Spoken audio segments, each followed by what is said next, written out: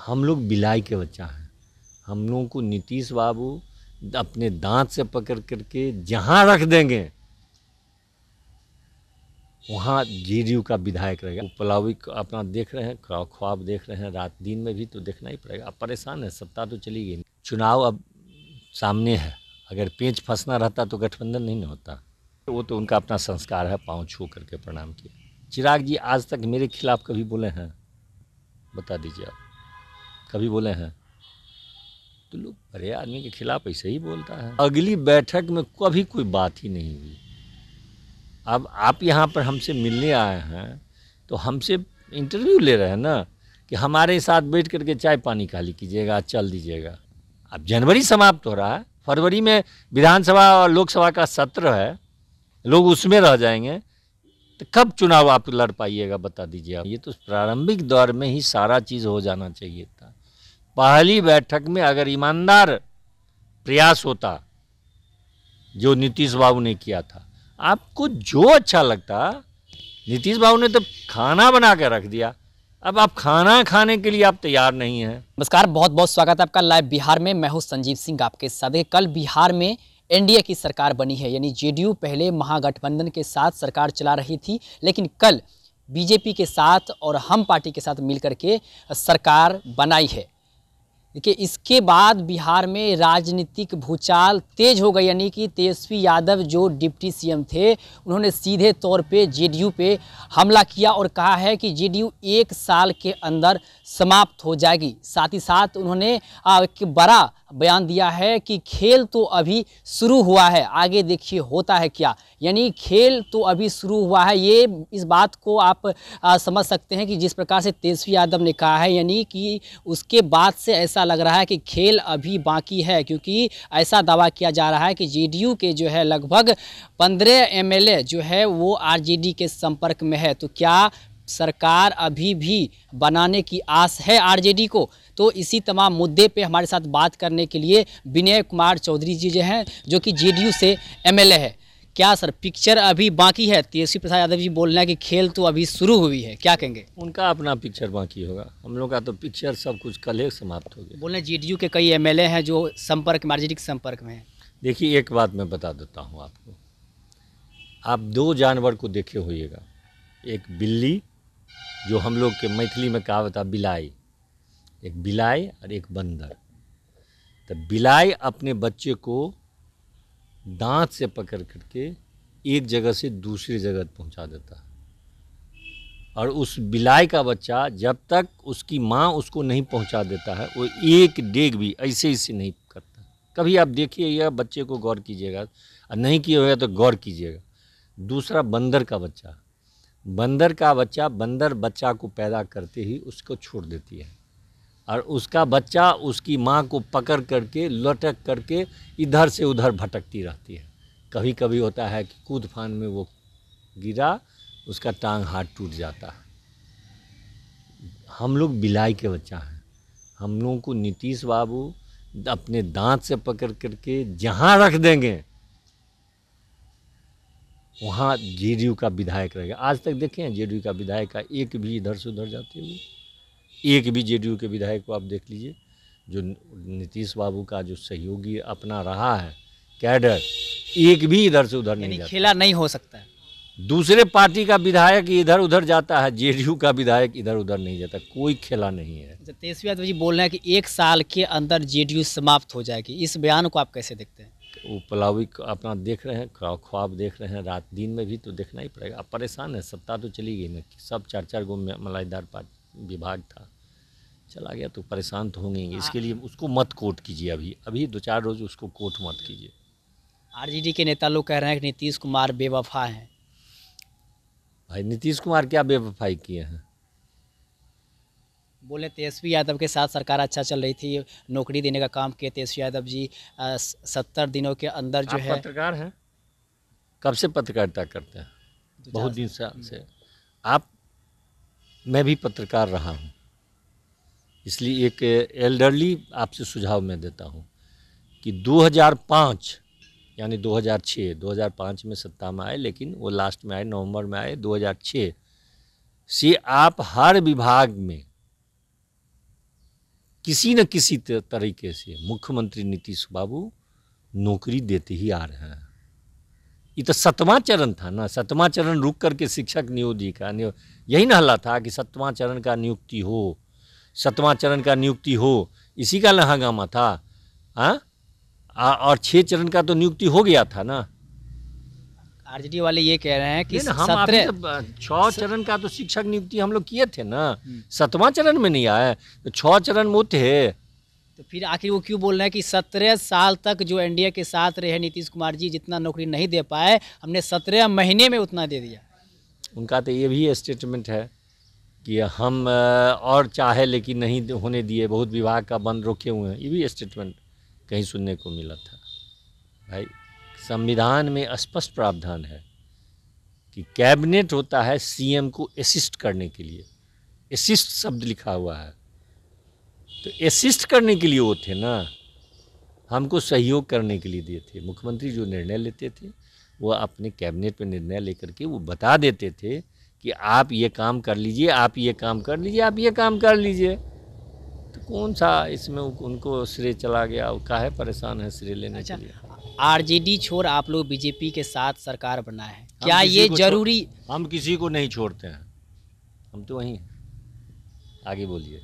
मतलब आप वहीं पे हैं? हम वहीं पर, हम कहाँ छोड़ते हैं, हम कभी छोड़े हैं किसी को? हम तो मुख्यमंत्री हैं ही ना, बता दीजिए आप ये। अच्छा, बीजेपी के जो सम्राट चौधरी हैं, जो डिप्टी सीएम बने हैं, उनका कहना था कि मुरट्ठा वो बांधे थे कि जब तक नीतीश कुमार को सत्ता पर से हटा नहीं देंगे, कुर्सी पर से उतार नहीं देंगे, तो मुरट्ठा खोलेंगे नहीं। मुरट्ठा तो अभी बांधे हुए है ही।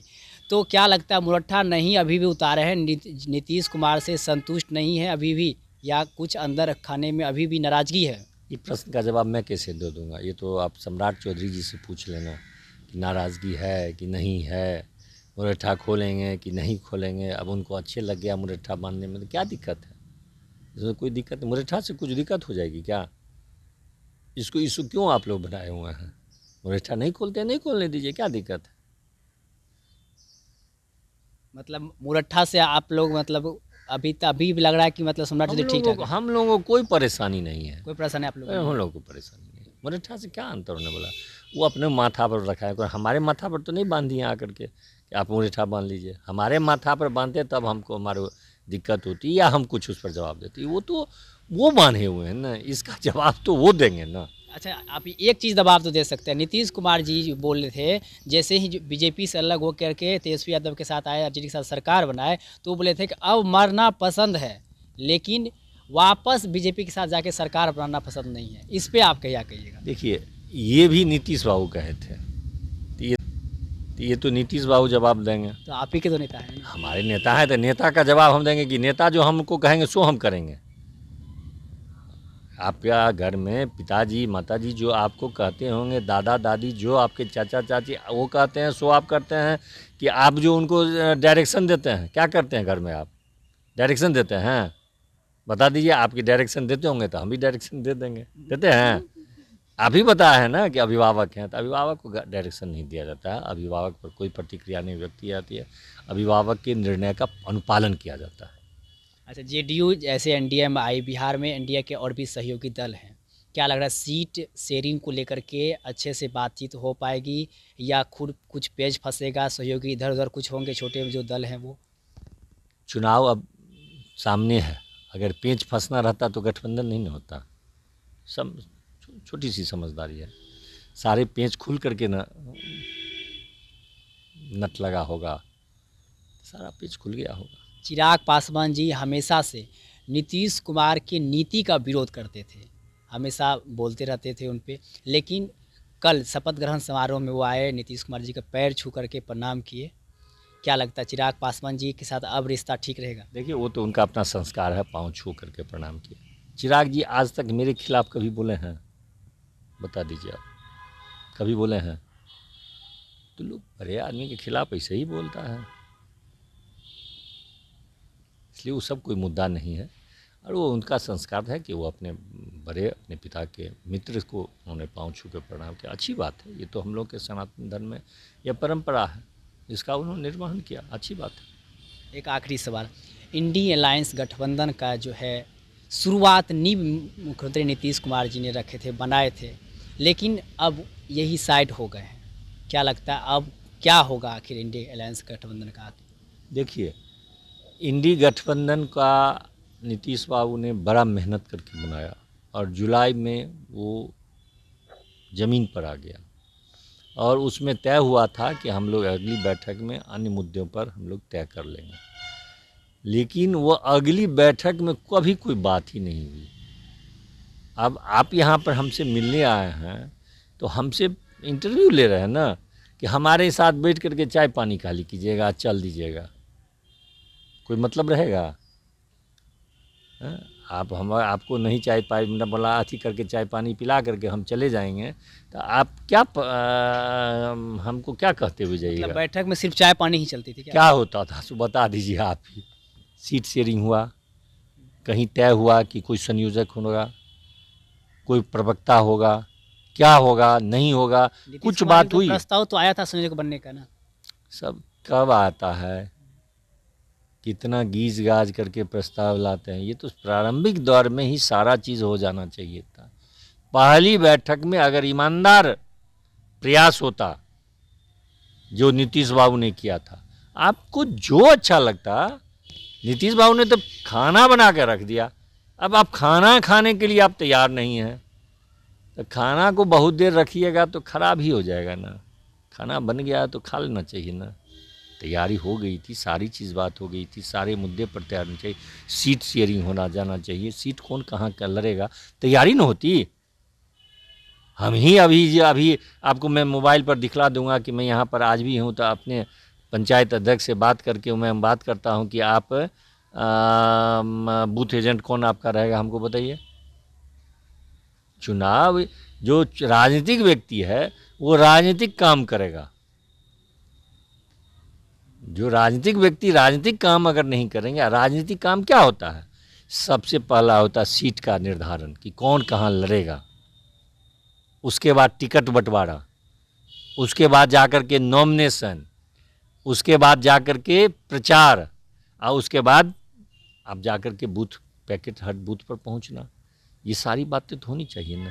पहला स्टेप बनाने में कौन कहाँ लड़ेगा यह तय नहीं हो सका।